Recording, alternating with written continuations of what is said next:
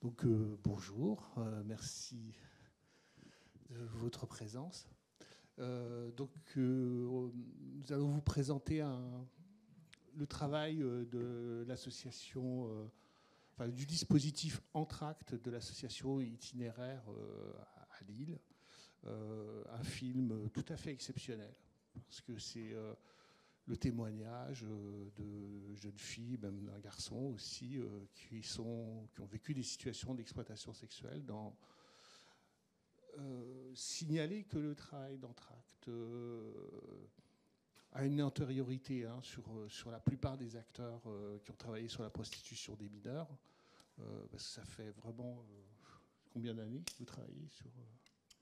Concrètement depuis 2005, mais on avait déjà débuté une réflexion et des actions autour de l'errance des jeunes et la question de la prostitution était déjà très émergente à l'époque. Donc autour des début des années 2000, on peut dire que oui. Donc il y avait ce recul sur cette région comme ça, dans ce quartier du Vieux-Lille. Je laisserai à Vincent le soin de... Oui. Oui, tiens. Donc, le quartier du Vieux-Lille, et je laisserai à Vincent le soin de... Mais pour nous, ça a été, par exemple, nous, la MPCR et d'autres acteurs du 93, c'est aux alentours de 2012 qu'on commence à voir émerger le phénomène. Et puis c'est après le Covid qu'on le voit ensuite prendre une ampleur très importante.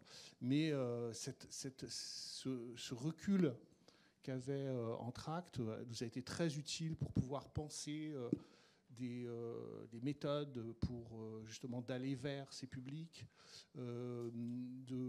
d'introduire une notion de réduction des risques quand les filles sont complètement sous emprise et qu'on ne peut pas arrêter le processus. Et notamment, c'est ce qu'on constatait au niveau des foyers, c'est-à-dire que imaginez qu'on va pouvoir enfermer ces filles dans des foyers, c'est-à-dire mettre en place une gentille emprise pour combattre une méchante emprise, ça ne marche pas.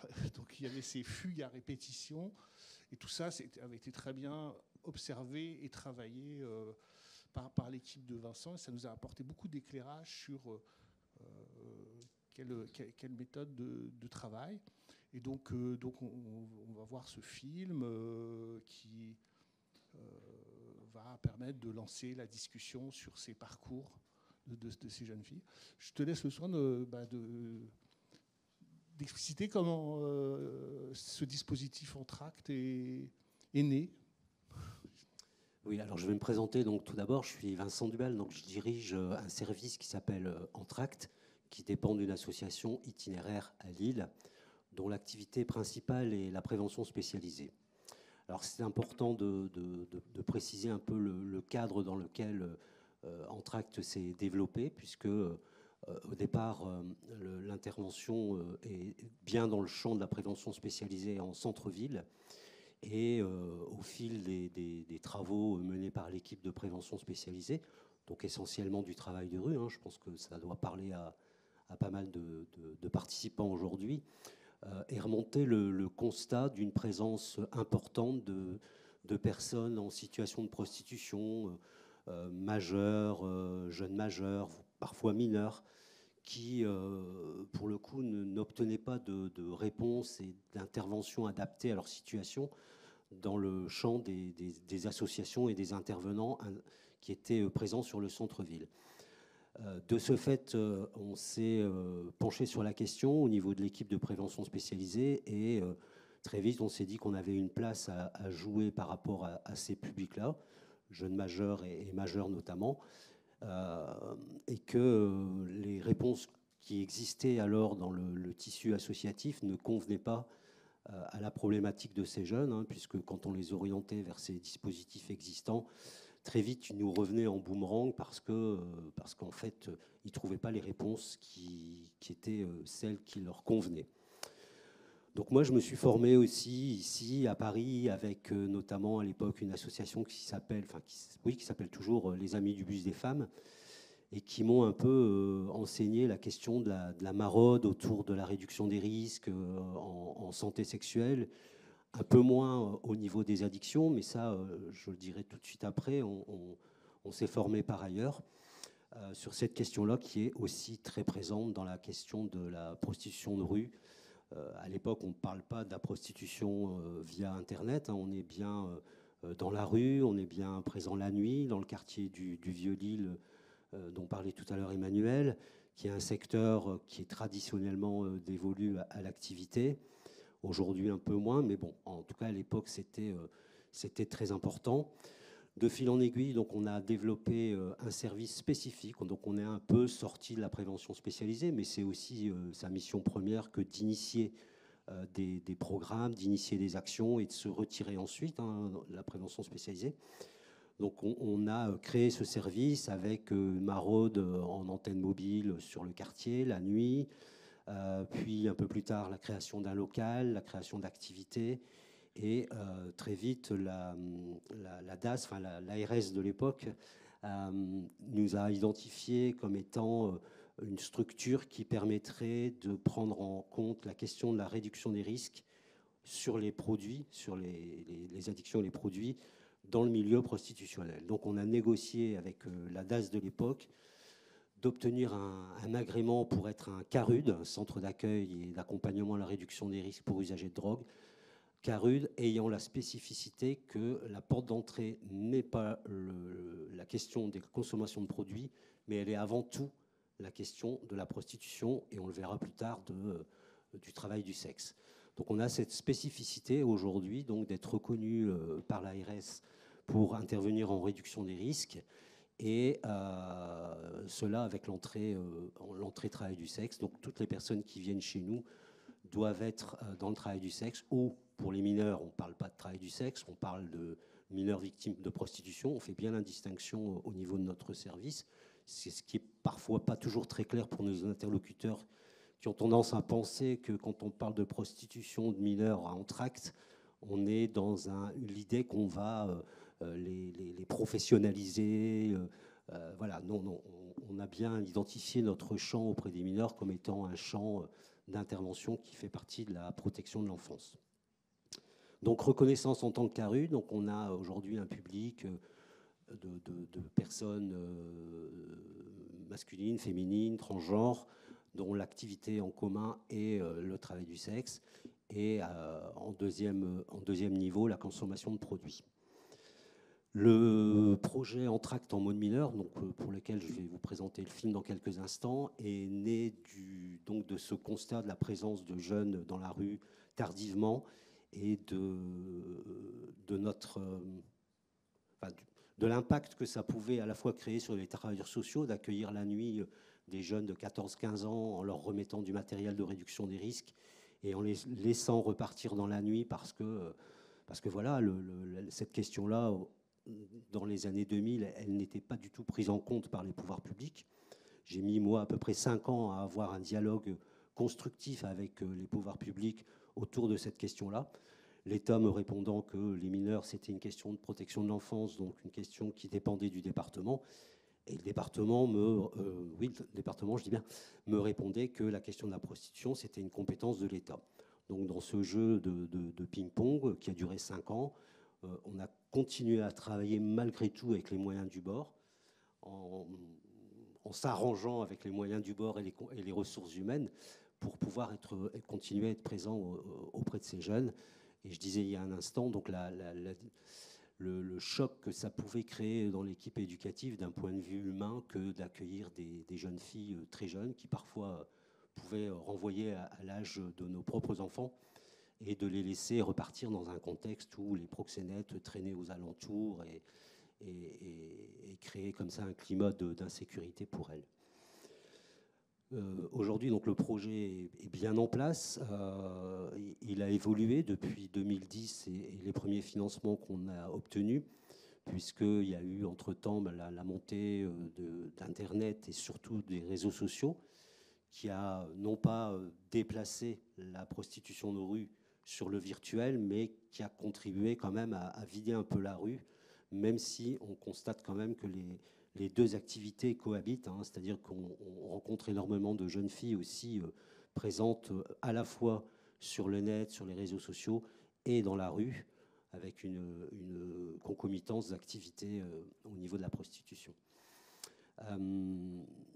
Récemment, on a élargi un peu notre offre de services, si on peut dire ce terme, en créant un service, enfin un pôle dans l'association spécifiquement dédié aux maraudes numériques, qui est animé à la fois par une éducatrice spécialisée qui a un penchant pour la question du numérique, à laquelle on a adjoint la présence d'une animatrice de réseau. Donc elle n'est pas travailleuse sociale, mais elle développe des compétences bien évidemment propres à son métier, et parce qu'on pense qu'aujourd'hui, faire de la maraude numérique, ce n'est pas uniquement une question d'appétence, mais c'est aussi avant tout une question de compétences. Et donc il nous faut des professionnels qui savent parfaitement maîtriser ces sujets et qui par ailleurs peuvent faire de la veille, sachant qu'on est dans un domaine qui évolue très vite et pour lequel on est vite largué. Et ça, pour ma part, c'est clair. Mais même pour la part des plus jeunes dans l'équipe, c'est pas non plus évident que d'être toujours au fait de ces questions-là. Ce qui alimente aussi nos connaissances dans le domaine, c'est que par ailleurs, en parallèle de ce pôle dédié aux maraudes numériques, on a développé tout un pôle sur la question de la formation des professionnels, puisque depuis un moment déjà, on nous faisait remonter que les professionnels dans les services sociaux départementaux ou dans les maisons d'enfants ou que sais-je encore, étaient très désarmés face à la question de la prostitution des mineurs. De ce fait, on a monté ce service de formation, on propose un programme de formation en direction des professionnels. Et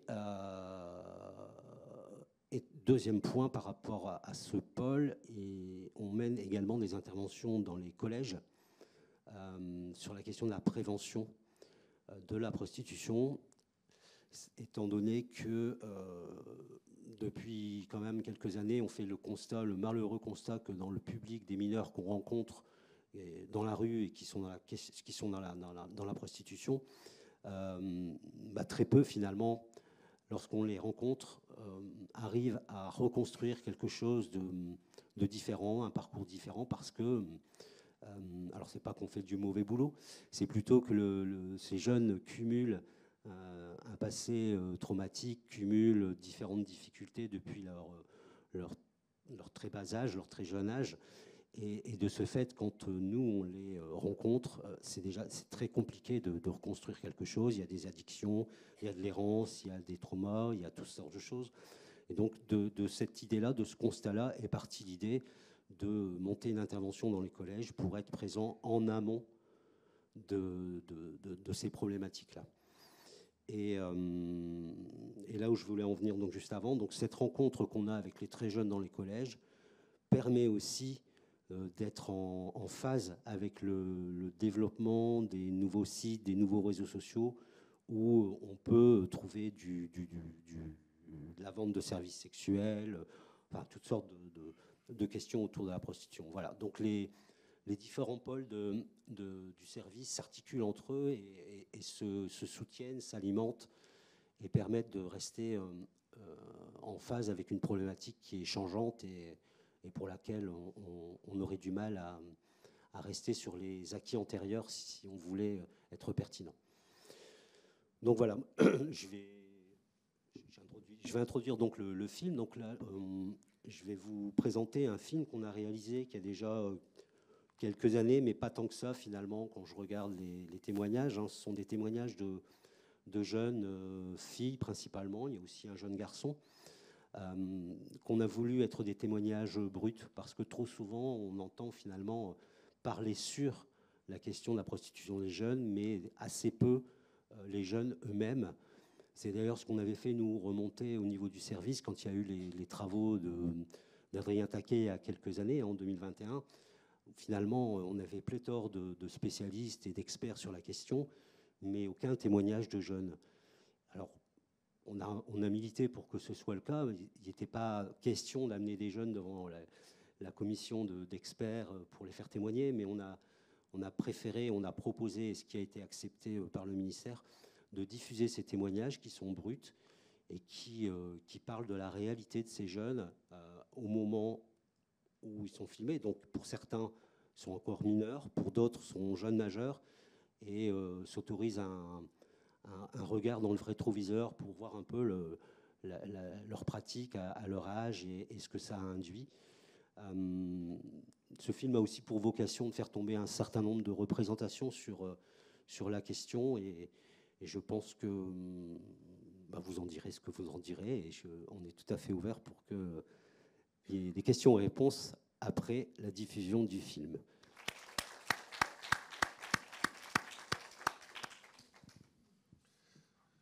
C'est toujours extrêmement émouvant et puis surtout à quel point vous avez pu gagner la confiance de ces jeunes qui se racontent comme ça. Ce qui dit bien que le travail d'aller vers dans ce cadre de réduction des risques, c'est pas on se débarrasse de la personne, comme tu disais, que c'était impossible pour ton équipe de dire on les laisse repartir. C'est de prendre ce temps de construire du lien. Et le film le rend très sensible, quoi. Je pense que c'est toujours un peu compliqué. On a déjà passé plusieurs fois auprès de professionnels. C'est toujours un peu compliqué de faire émerger des questions, mais il y en a peut-être. Oui.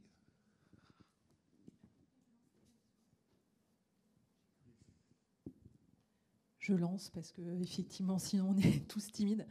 Je me demandais en écoutant et en regardant, on s'est déjà posé plusieurs fois à Paris aussi la question de la réduction des risques vers les mineurs.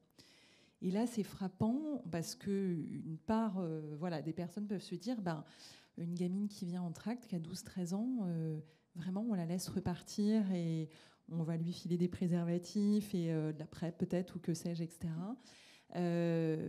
Comment ça s'est géré avec les autorités ? Comment ça se passe, ça ? Je pense que la question, elle peut se poser différemment selon l'époque. Je pense qu'aujourd'hui, c'est peut-être un peu plus facile, encore que, un peu plus facile dans la mesure où aujourd'hui, il n'y a plus ce déni autour de la question de la prostitution des jeunes et des très jeunes, puisque là, pour le coup, on est sur un très jeune public. À l'époque, on n'a pas trop fait de bruit autour des très très jeunes, des 12 ans, 13 ans. On a remué pas mal autour des 15-16 ans. C'était un peu tactique que de ne pas y aller frontal. Parce que je rappelle que déjà mineur en tant que tel, c'est compliqué. Déjà en tant que CARUD, en principe, on n'est pas censé les accueillir, même si l'anonymat qu'on garantit nous protège. Mais moi, j'ai plutôt tendance à dire qu'on ne peut pas se cacher derrière son petit doigt non plus. À un moment, il faut aussi faire bouger les choses, prendre des risques. Moi, j'ai toujours fait partie d'associations, j'en ai pas fait beaucoup, mais qui aimaient finalement ce côté un peu pourfendeur et qui prenaient des risques alors mesurés, mais qui les prenaient parce que, au nom de leurs valeurs, au nom de leur engagement, ça valait le coup de le faire. On s'est pris quelques missiles en retour, mais voilà. Après, dans les années 2000, début 2000 et milieu des années 2000, les politiques publiques, les pouvoirs publics étaient tellement dans le déni que finalement on aurait pu leur dire n'importe quoi sur ce public. C'était de toute manière ça n'existait pas, ou c'était très marginal, ou c'était des affaires de pédophilie, ou bref. Je crois qu'il y a aussi le contexte que tu avais déjà évoqué dans une e-conférence que la MBCA avait organisée, le parcours de cette très jeune fille là qu'on entend qui dit ouais, toi tu gagnes 1200, nous on fait 10 000 euros. Et ce parcours de cette jeune fille, pendant un certain temps, vous l'avez ramenée au foyer pour la retrouver le lendemain matin. Elle pouvait rester 10 minutes au foyer. Et que c'était ça aussi le problème de comment quand il y a des personnes qui ne rentrent pas dans le cadre, c'était aussi le thème de la conférence qu'on avait hier avec le docteur Perret, c'est-à-dire que c'est des personnes qui sont complètement chronophages. Il faut quasiment pas un éduc, parce qu'un éduc, il va travailler une journée de 8 heures, donc en fait, il faut faire les 3-8, quoi. Il faut 3 éducs pour une même personne, et personne ne peut faire ça, en fait. Parce qu'il faudrait tout le temps l'occuper, dès qu'il y a une montée de stress, dès qu'il y a une montée de répondre à toutes sortes de besoins pour arriver jusqu'au moment où elle développe une capacité à faire confiance. Donc là, effectivement, c'est quelque chose qui est très angoissant de se dire cette gamine repart, mais de toute manière, on la retrouve encore dans la rue, quoi, à chaque fois. Oui, sur cette situation en particulier, effectivement, c'est la situation un peu emblématique. À l'époque, il y avait des synthèses, hein, comme on en organise pour les cas un peu compliqués. Et j'avais jamais assisté à une synthèse où il y avait autant de responsables, tant au niveau de la justice, du parquet, des juges pour enfants, de la police, des maisons d'enfants, enfin voilà. Et pour essayer de trouver un moyen de la contenir. J'aime pas le terme, mais c'était un peu ça, sachant que la police l'a ramassée sur le trottoir la nuit, l'a redéposée au foyer de l'enfance d'astreinte, et dans la demi-heure qui suivait, elle était de nouveau de retour, et c'était ça plusieurs fois par nuit et tous les jours, et donc ça avait donné lieu à cette réunion de synthèse où il fallait trouver une solution. Nous, naïvement, on avait proposé un montage un peu particulier où on s'associait plusieurs éducs pour assurer une présence 24-24. Il fallait la mettre à l'hôtel, mais bon, c'est sûr qu'on ne met pas des mineurs à l'hôtel, mais dans la mesure où on n'avait pas d'autre solution, il fallait bien essayer de bricoler un truc, et finalement, les autorités sont arrivées à décider que finalement, elle allait avoir 13 ans dans quelques mois. Donc il fallait tenir bon pour qu'à ces 13 ans, on puisse la mettre en garde à vue systématiquement quand on la ramasse. Vous vous rendez compte de la solution qui a été trouvée quand on ne sait plus quoi faire. On va attendre qu'elle ait 13 ans pour qu'officiellement, elle puisse être placée en garde à vue. C'était choquant.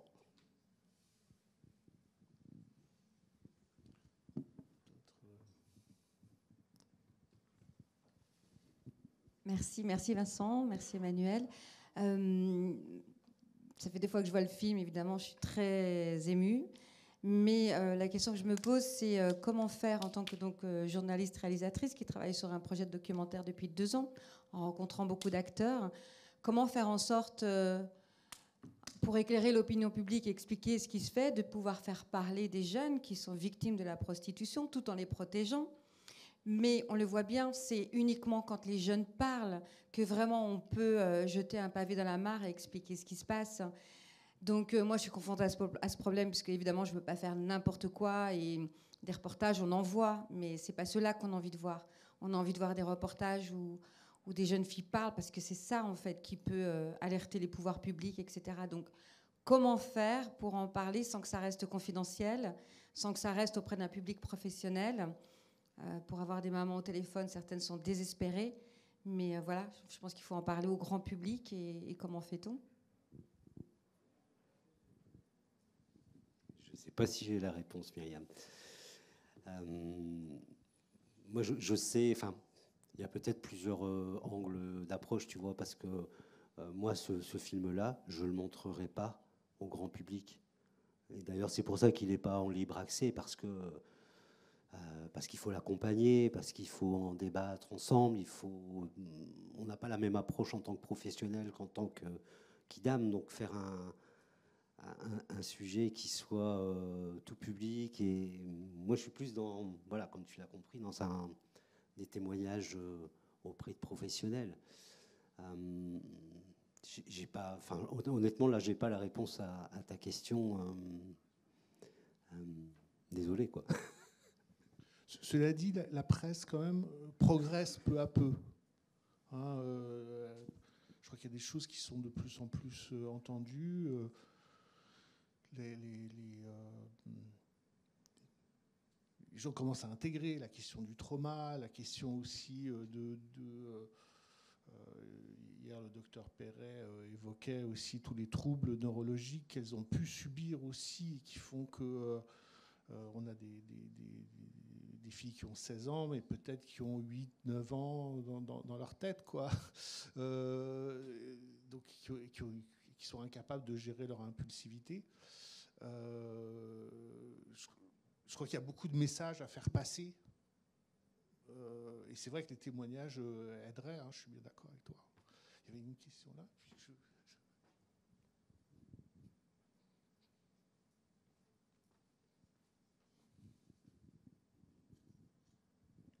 Bonjour. J'aimerais bien en savoir plus sur ce que vous mettez en place comme prévention dans les collèges. Qu'est-ce que vous leur dites, qu'est-ce que vous avez à leur dire en fait. Vous leur montrez ce film. Et du coup, je me posais la question sur la fin. Lorsqu'ils disent qu'ils sont contents d'être passés par là, j'ai eu l'impression que, quand je me mets comment je me rappelle de moi-même quand j'avais 13-14 ans, le message de fin m'aurait vachement donné envie d'être ces personnes.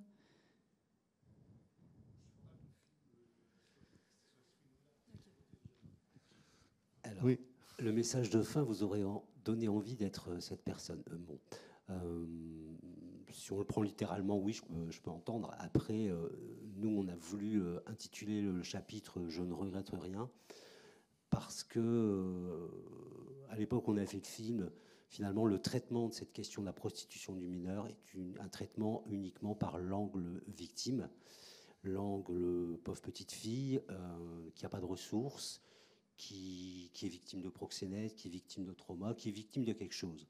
Alors certes, elle peut l'être, mais en même temps, je trouve que c'est une facilité intellectuelle pour les adultes, les intervenants, les décideurs, que de voir la question uniquement sous cet angle. Et nous a semblé intéressant aussi d'essayer de, comme l'avait mis en lumière la sociologue Dillman, Madame Dillman, qui à l'époque disait déjà, dans cette compréhension qu'il faut avoir de la prostitution d'un mineur, il faut essayer de se mettre à sa place, c'est-à-dire de voir la réponse qu'elle va trouver dans sa prostitution par rapport à une situation qui lui est donnée à un instant T. C'est-à-dire qu'à un moment, elle a estimé que la prostitution était la meilleure des solutions ou la moins mauvaise des solutions par rapport à un problème donné. Et je pense que ça nous renvoie aussi, nous, et ça renvoie aussi la société, à ces difficultés à entendre les problèmes des jeunes, à leur trouver des solutions. La petite qui parle, alors je ne sais plus quel surnom, j'ai toujours un problème avec les pseudonymes qu'on a dû donner pour anonymiser les témoignages. Je crois que c'est Lisa qui dit, en fait, son histoire, c'est son grand-père, voulait la marier de force avec son cousin, et à un moment donné, pour éviter ça, elle a jeté le sac par la fenêtre et elle s'est enfuie. Et après, il a fallu survivre. Elle habite un milieu rural au fin fond du Nord-Pas-de-Calais. Il a fallu survivre et la seule solution qu'elle a trouvée à un moment donné pour financer cette survie, c'est la prostitution. Et quand je dis ça nous renvoie, nous, à nos propres responsabilités, c'est pourquoi à ce moment-là, elle n'a pas trouvé un service d'aide, elle n'a pas trouvé des adultes, professionnels ou pas, pour lui proposer une alternative à cette prostitution. Donc aujourd'hui, rétrospectivement, je pense qu'elle a le droit de dire « je ne regrette pas, je suis fier de ce que j'ai fait ». Mais c'est en ça. Elle ne dit pas fière. C'est peut-être pas celle-là, mais il y en a une. Il y en a une parmi les jeunes qui dit ça. Voilà, elle a trouvé cette solution.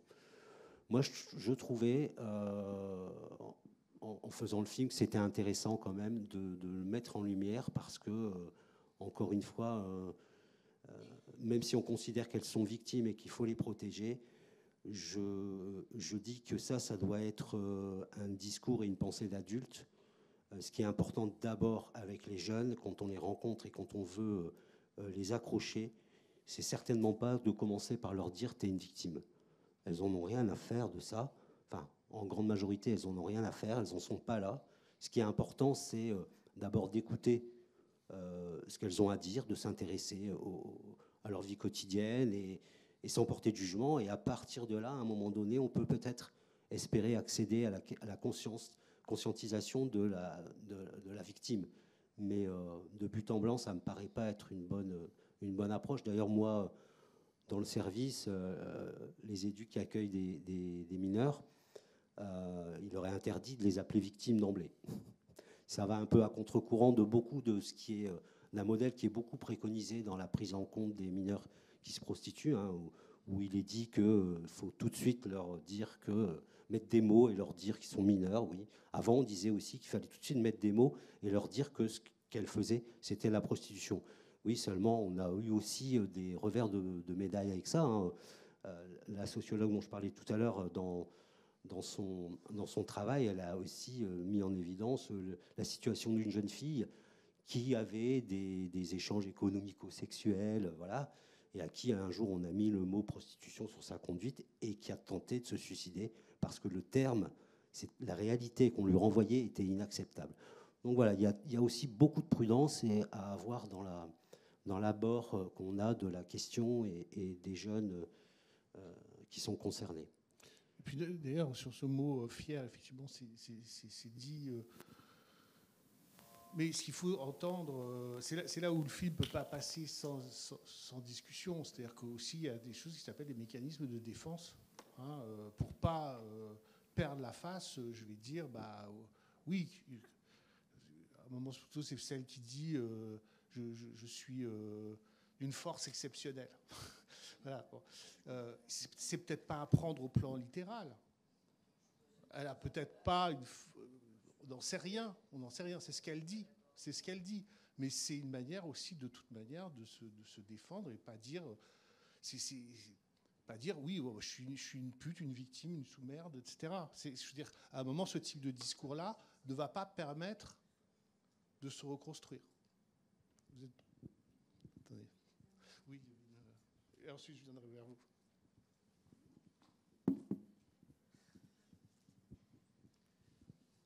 Je pense qu'on peut tous être d'accord pour dire que de toute façon, on ne peut pas parler à la place des jeunes et savoir comment ils s'interprètent eux-mêmes. C'est un peu compliqué de faire ça. Effectivement, moi, je m'appelle Héloïse Marie, je travaille pour le dispositif Inside, qui est une lutte contre l'exploitation sexuelle des mineurs, mais dans le sud de la France. J'ai pas compris le nom. Le dispositif Inside, dans le sud. On est basé sur le système Accès, donc qui est un dispositif de mise à l'abri des personnes victimes d'exploitation sexuelle, notamment de TEH, de traite des êtres humains. L'idée, c'est trois choses. On ne peut pas faire effraction de toute façon réelle des gens, ça, c'est pas possible. Donc, effectivement, les jeunes, ils s'appellent pas, ils disent jamais que c'est des putes, ils s'appellent pas comme ça. Moi, les jeunes que je connais, ils vont dire j'ai un producteur, je suis une escorte. Je suis plein de choses, mais c'est peut-être très propre au sud de la France de dire ça, je ne sais pas. Mais en tout cas, elles ne se considèrent pas comme prostituées. Et si tu vas sur ce terrain-là et si tu mets des mots tout de suite, c'est mort, tu perds la relation avec le jeune. Et du coup, tu ne le revois plus. Tu le ou la revois plus. Ça, c'est le premier point. Deuxième point, pour répondre sur la question du journalisme. Nous, on a pas mal de demandes aussi d'interventions journalistiques et de témoignages. Et la réponse qu'on fait est toujours à peu près la même, qui est oui, mais pourquoi demander du témoignage? Parce qu'en fait, il y a des études maintenant qui parlent beaucoup des études scientifiques, qui parlent beaucoup de la question de la prostitution. Alors, elles ne sont pas forcément françaises, ces études-là, mais elles en parlent en tout cas. Donc, c'est pour aller sur le terrain de l'émotion. Et est-ce qu'on a besoin d'aller sur le terrain de l'émotion pour déclencher des politiques publiques? Ça, c'est une deuxième question. Et troisième point, c'était sur l'accompagnement et la réduction des risques. Nous, quand les filles viennent dans le service, on leur dit qu'on fait de l'accompagnement et qu'on ne les forcera pas à sortir de la prostitution parce que de toute façon, ça ne marche pas et qu'on n'a jamais forcé personne à sortir de la prostitution. Et que parfois, oui, à 18 ans, elles vont continuer à faire le tapin parce qu'il y a eu plein de troubles ou pas. Mais ça peut être compliqué. Et peut-être aussi, quatrième point, il faudrait poser la question de l'inceste, des abus sexuels. Et je parle d'inceste avec beaucoup de précision puisque c'est un trouble qu'on retrouve quand même beaucoup dans ces parcours-là. Et en tout cas de négligence parentale souvent. Et j'en viens du coup à la question de nos structures sociales ne sont pas du tout adaptées au traitement de ces enfants. Et les structures de protection... La preuve, vous êtes un cas rude à la base. On est un dispositif expérimental. Les structures de protection de l'enfance, et c'est pas leur jeter la pierre, mais ne sont pas adaptées à ces enfants, voire la gestion des fugues. Par exemple, il y a encore des foyers où on va faire des formations et on nous répond, on les met au pain et à l'eau et elles n'ont pas le droit de prendre de douche quand elles rentrent et patati et patata.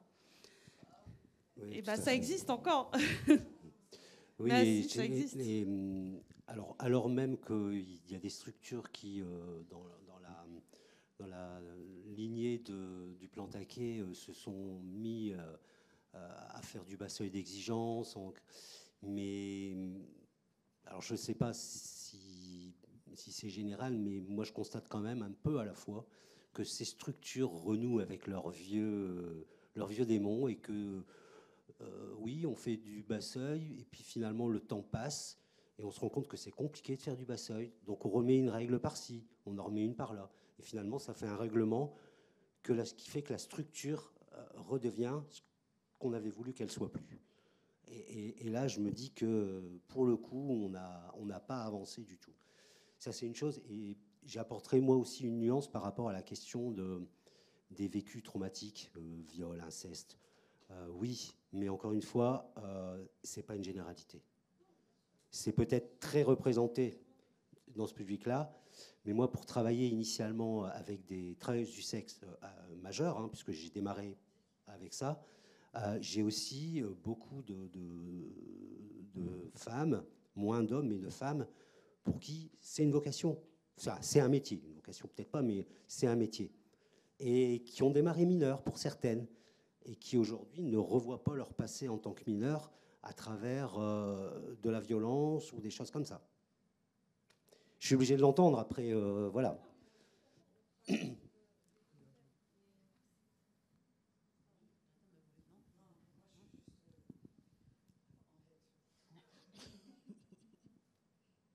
Oui, bonjour. Je voulais juste, par rapport au film, j'ai remarqué que les jeunes filles étaient très touchées par le groupe. Est-ce que le groupe de jeunes filles, et je voulais savoir si vous travaillez, je sais pas, ça m'a touchée sur, c'est comme une force chez elles, le groupe. Est-ce que vous travaillez, est-ce que c'est quelque chose que vous travaillez pour, je trouvais ça très positif. C'est pas fréquent dans les débats suite à la projection, qu'on me fasse remarquer une question sur ce chapitre du film.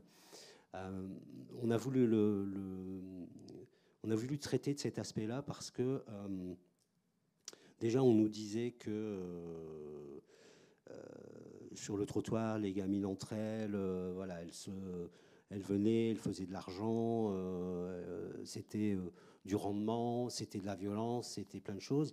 Et nous, on s'était aperçu qu'il n'y avait pas que ça dans la rencontre entre elles sur le territoire. Il n'y avait peut-être pas ce qu'on appelle de la solidarité au sens noble du terme, mais il y avait au moins des solidarités entre elles. Il y avait des comportements où elles s'entraidaient. Ensemble, elles mettaient en place des stratégies là où, encore une fois, l'exemple de tout à l'heure avec la petite Lisa, là où, encore une fois, la société et ses dispositifs de protection n'étaient pas là. Donc, elles construisaient quelque chose ensemble. Et aujourd'hui, on nous dit aussi, non, il n'y a plus de prostitution de rue chez les jeunes, elles sont toutes sur le net. Ouais, elles sont beaucoup sur le net, mais bizarrement, elles ont aussi besoin, parce qu'elles sont des ados, elles sont des êtres humains, elles ont aussi besoin à un moment donné de se retrouver physiquement. Et le quartier sur lequel il y a la prostitution, c'est un espace dans lequel elles aiment venir partager des choses, construire des choses. Et ça, c'est important aussi pour nous de le valoriser, parce que, encore une fois, il n'y a pas que de la violence entre elles et de la concurrence.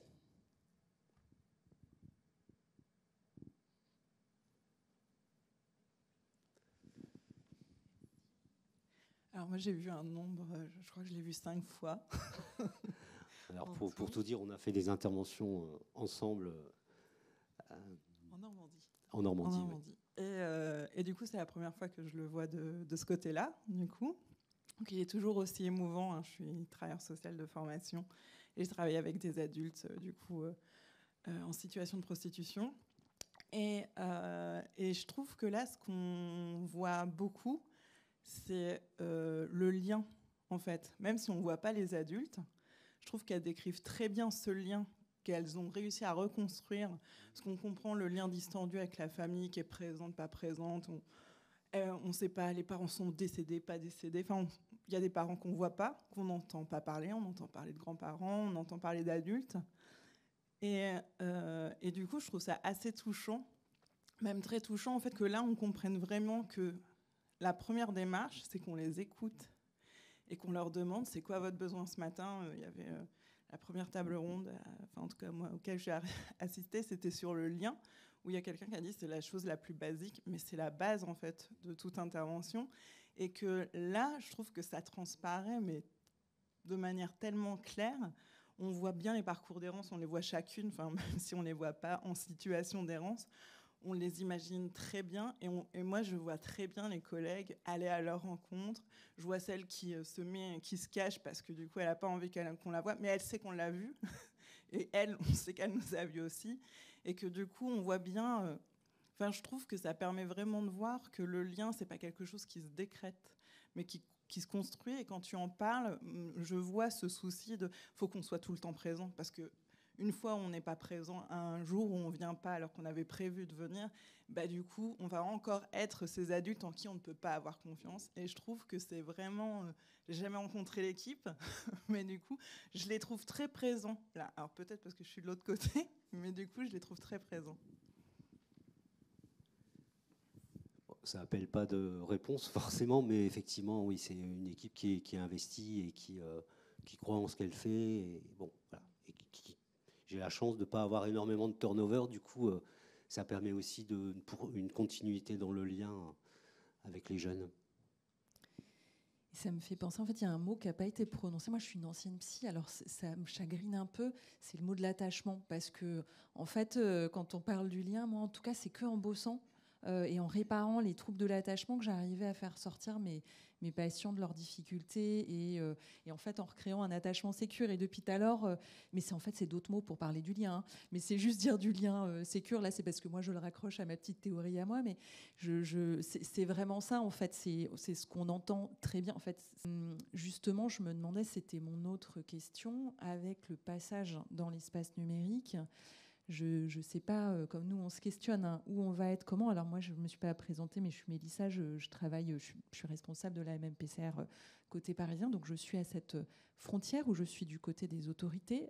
Mais on sait, en fait, mais on ne sait pas tout à fait quoi faire. On met aussi des sous sur la table, on essaye de trouver le juste... le juste milieu, et c'est pas simple, et c'est pour ça que je vous posais la question de la RDR aussi, hein, parce que c'est pas évident à cette frontière-là, même si on voit bien que ça sert pas à grand-chose en fait de les ramener au foyer, parce que en fait c'est pour en sortir que tout ça s'est mis en place. Mais du coup là, avec le passage dans l'espace numérique, est-ce que du coup c'est des populations différentes que vous voyez apparaître, et qu'en est-il du coup de ce lien? Parce qu'on voit bien que c'est ça, en fait, c'est l'aller vers au bout d'un moment qui va marcher, et comment on recrée du lien et un cadre un peu sécure et contenant pour pouvoir commencer à travailler tout ça. Il y a plusieurs questions en une. Alors c'est vrai qu'aujourd'hui, les pouvoirs publics mettent beaucoup en avant et financent beaucoup la question des marronnes numériques. C'est un vaste sujet. Alors quand j'y finance beaucoup, parfois aussi à tort et à travers, parce que donner quelques milliers d'euros, ça ne permet pas une régularité sur les réseaux sociaux, parce que pour arriver à attraper, alors l'image n'est pas jolie, mais je vais l'employer quand même pour ne pas perdre de temps, pour attraper des mineurs sur les réseaux sociaux et sur les sites internet dédiés au sexe, il faut passer énormément de temps, il faut de la compétence. C'est ce que je disais tout à l'heure quand je disais qu'on avait recruté une animatrice professionnelle, beaucoup de temps pour finalement des résultats assez maigres, parce que les mineurs qui sont présents sur les sites ou sur les réseaux vont jamais s'afficher comme mineurs, donc elles sont toutes majeures. Pour arriver à casser ce verrou, c'est quasi impossible, parce que elles refusent le contact et elles ont toutes 18 ans. Les photos sont biaisées. Donc on n'arrive pas à savoir finalement quand on touche une mineure ou quand on touche finalement une majeure plus ou moins âgée. Et parfois, c'est le proxénète qui gère les appels. Enfin, ou ça peut être aussi les proxénètes. Oui, tout est possible. Donc au final, il y a beaucoup de temps de passé pour assez peu de résultats. On a à peu près 10% de réponses quand on maraude sur Internet. Et dans ces 10%, on n'a pas forcément une mineure. Ça peut être tout autre chose. Et dans le meilleur des cas, quand on le sait, hein, parce que parfois, le lien s'arrête là, donc on ne sait même pas qui on a touché, si ce sont des jeunes, des moins jeunes, des mineurs ou pas de mineurs. Donc c'est compliqué. Après, j'ai oublié la deuxième partie de la question, qui était du coup... Est-ce que le public qui est sur les réseaux sociaux est différent de celui qui est dans la rue? Oui. Alors, il peut... alors j'ai répondu en partie tout à l'heure en disant que la prostitution sur Internet n'avait pas totalement remplacé la rue. Donc on a quand même beaucoup de jeunes qui sont sur les deux modes de prostitution. Après, on sait qu'à terme, dans la rue, il en restera très peu. Si on prend le modèle des majeurs, celles qui seront dans la rue, au final, ce seront celles qui auront été très vite dans la question de l'addiction et qui pourront plus faire autrement que de se prostituer, tellement leur niveau d'addiction sera haut. Je ne sais pas si je suis clair, mais aujourd'hui, quand on regarde la population majeure dans la rue, il n'y a plus de TDS traditionnelles. Voilà. Celles qui sont là sont celles qui sont à fond dans le crack, qui sont à fond dans les consommations et qui n'ont pas d'autre choix que de faire ça. Alors on peut espérer que ça se passe différemment avec les mineurs parce qu'elles sont jeunes et du coup on peut peut-être penser arriver à des résultats au niveau de l'addiction avant que ça ne soit trop tard. Ce qui me fait dire qu'aujourd'hui aussi, si on veut travailler avec les mineurs qui sont sur le net, il faut être en amont de l'activité prostitutionnelle. Il ne faut pas attendre que la rue rencontre les jeunes. Et il ne faut ne pas faire uniquement de la maraude en espérant prendre dans ses filets, parce que ça marche très peu. C'est beaucoup d'argent, beaucoup de temps, et ça marche assez peu. Ça marche mieux. La présence sur le numérique marche mieux pour maintenir du lien avec des jeunes qui sont déjà dans des conduites à risque au niveau de la prostitution ou qui sont dans la prostitution. Là, c'est bien, il faut être présent parce que c'est un moyen de les relancer, c'est un moyen de maintenir le lien dont on parlait tout à l'heure. Par contre, marauder sur Internet pour espérer attraper des poissons, je suis fort dans la métaphore pêche. Oui, et puis tu avais une expérience sur le site Sugar Daddy où vous avez été chassé. Oui, c'est-à-dire qu'aussi, il faut bien comprendre qu'on va sur des espaces qui sont des espaces privés et où on n'a normalement pas le droit. Enfin, on peut y intervenir si on est un individu, c'est-à-dire qu'il faut se créer un profil de client. Et éventuellement, on va contacter des filles et en leur disant « mais je ne suis pas client, etc. » Donc déjà, ça peut être un peu... Mais par contre, quand vous aviez affiché le logo de votre association, vous aviez été banni parce que tous les sites sont conçus comme ça. Il y aurait une réflexion sur la responsabilité sociale des entreprises qui puissent imposer en disant vous êtes des lieux de rencontre, potentiellement il y a de la prostitution, donc ça devrait être de votre responsabilité que des associations puissent intervenir.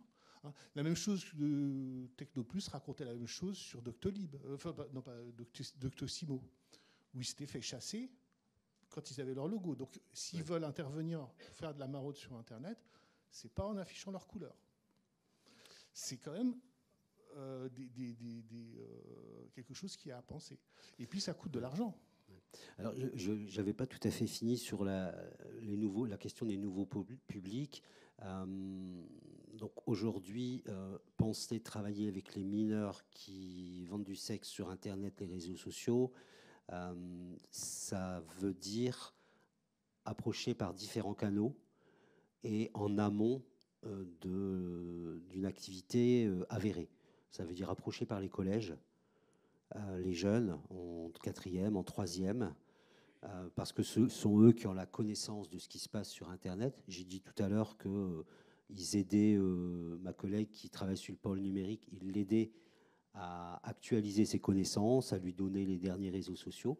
Donc on sait que là, il y a une mine d'informations.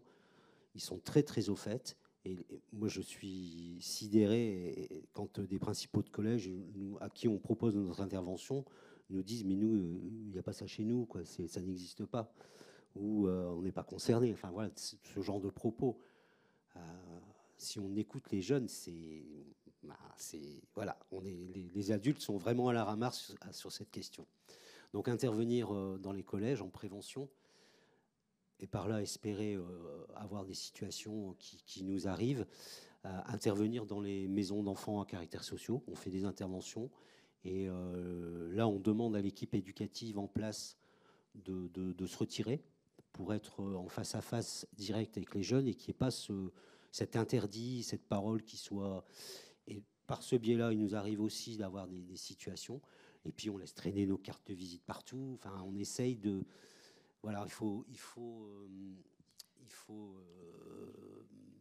ratisser très large et pas s'interdire à des endroits, des lieux où on sait que les jeunes sont présents et donc sont potentiellement en risque aujourd'hui.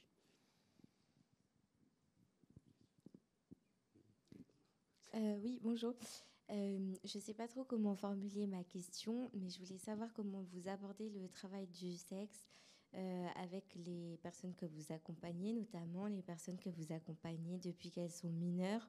Comment vous switchez entre les mineurs sont victimes de prostitution et dès qu'elles passent majeures, par exemple, comment vous abordez la question du travail du sexe ? Je ne sais pas si c'est clair. Oui, c'est clair. C'est comment on aborde la question du travail du sexe ou comment on nomme leur activité. Ça dépend ce que... En fait, les mineurs qu'on connaît et qui passent majeurs et qui, pour certaines d'entre elles, viennent encore nous voir, ce qui n'est pas non plus la totalité, hein, parce que, en gros, nous, quand elles sortent de la prostitution, quand elles arrêtent la prostitution, généralement, elles ne viennent pas nous le dire. C'est assez rare. Généralement, elles passent à autre chose. Bon, on voit quelques témoignages dans le film de jeunes majeurs, donc on peut penser qu'effectivement, elles sont venues nous parler de leur passage mineur-majeur, mais ce n'est pas la majorité des situations. Après, comment on va aborder la question avec elles, c'est très, très variable. Ce qu'on va toujours mettre en avant, malgré tout, et qui reste un petit peu notre phare, que ce soit avec les mineurs ou avec les majeurs, c'est la question de la réduction des risques. Ça, c'est quelque chose pour lequel on ne va pas dévier. Et quand on a négocié notre projet avec le département et l'État, on leur a bien dit que nous, il était hors de question d'avoir comme objectif final la sortie de la prostitution, mais bien de proposer une alternative qui permette de maintenir la personne, la jeune, en bonne santé, et le cas échéant, si elle en a les capacités, si on peut l'aider dans un projet de vie hors prostitution. Voilà, ça sont nos objectifs. Mais après, le passage de la minorité à la majorité, il sera négocié en fonction de la personne et de ses capacités et de ses désirs aussi à construire autre chose.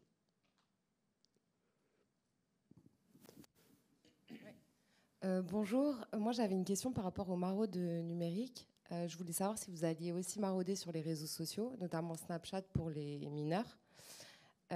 Si vous arriviez à rencontrer des mineurs physiquement, c'est-à-dire pas juste maintenir le lien au niveau du numérique, et si vous abordiez uniquement la question de santé quand vous les abordez pour la première fois, voilà, sur les plateformes où vous allez. Oui, on est sur les réseaux sociaux, les principaux, Insta, Snap et autres. Après, moi, je ne suis pas le spécialiste, hein, vous l'avez compris.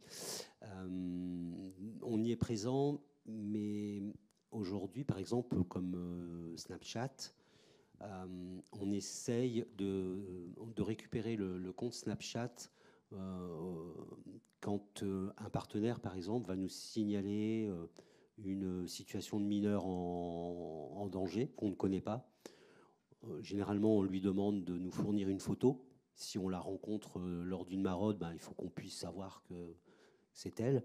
Et puis, on va demander au partenaire aussi de nous donner un compte Insta, Snap ou autre pour qu'on essaye, lors d'une maraude, de la contacter. Mais ça, c'est quelque chose quand même qui est délicat parce que c'est un qui tout double, quoi. Soit on est accepté, soit on se fait jeter. Donc, il faut vraiment... C'est pas quelque chose qu'on fait de manière régulière, quoi. C'est vraiment du cas par cas et du sur-mesure par rapport à ça. Sinon, je sais plus, il y avait une autre partie de la question aussi, du coup.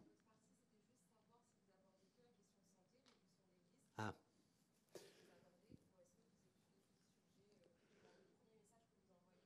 Alors, régulièrement, on retravaille nos messages en fonction de ce qu'on a pu constater. Si on s'est fait jeter avec tel ou tel message à plusieurs reprises, on se dit, là, faut retravailler. On échange beaucoup avec d'autres associations qui, en France, font le même travail. Et donc, on se refile des trucs pour être le plus pertinent. On sait que la question de la santé, mais alors pas forcément de manière très intrusive, mais la question de la santé, c'est une bonne porte d'entrée. Ça permet la jeune n'y voit pas de jugement moral sur son activité a priori. Donc on arrive à passer par le dépistage, on arrive à passer par des choses comme ça pour y accéder. Après, on a une infirmière et une sage-femme dans le service qui sont formidables et du coup, très vite, dès qu'on a un début d'accroche, très vite, après, c'est gagné, quoi. On les perd plus. Mais c'est vrai que c'est délicat. Et c'est tout l'enjeu de travailler avec une animatrice professionnelle qui s'associe à une éducatrice, parce que voilà, on a deux types de compétences qui ensemble peuvent matcher.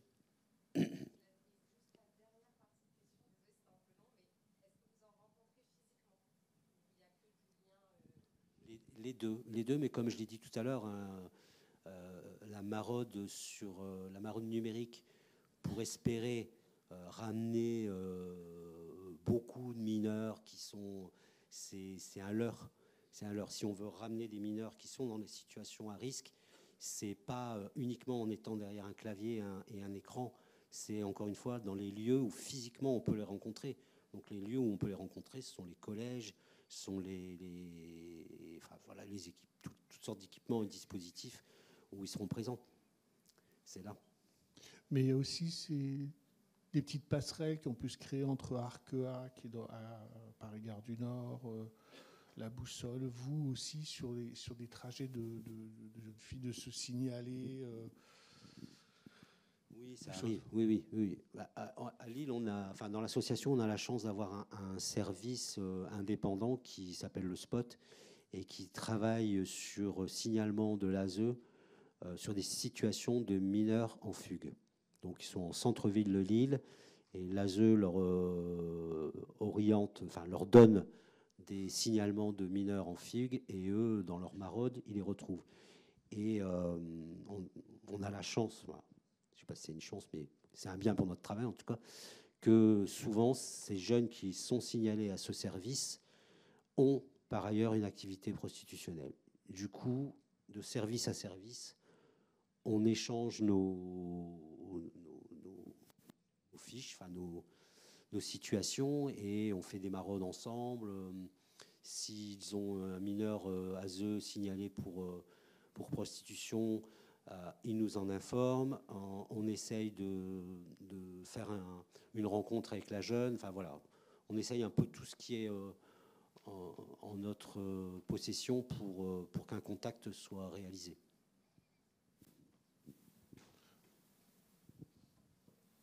En même temps, signaler que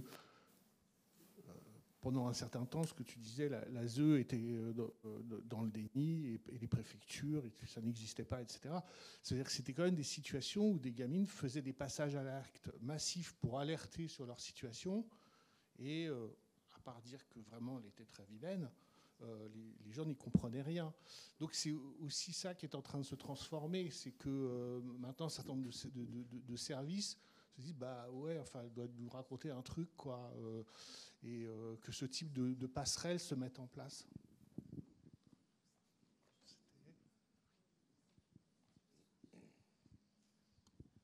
Bonjour, alors moi c'est Eve-Marie Tissier et je travaille à l'association e-enfance où justement on s'occupe du harcèlement scolaire et des violences numériques au global.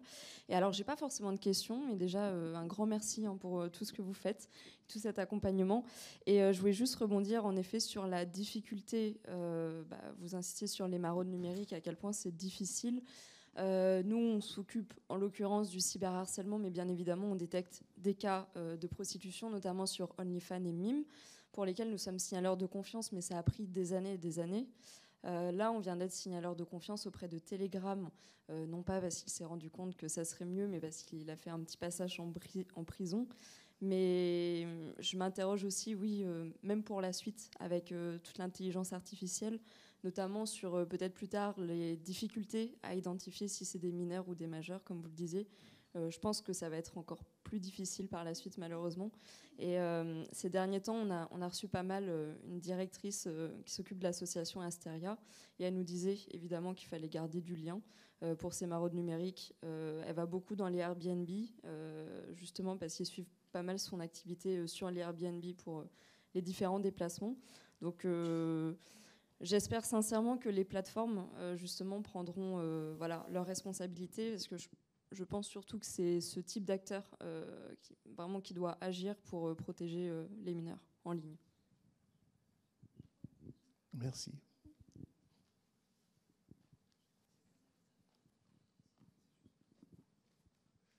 Il est quelle heure?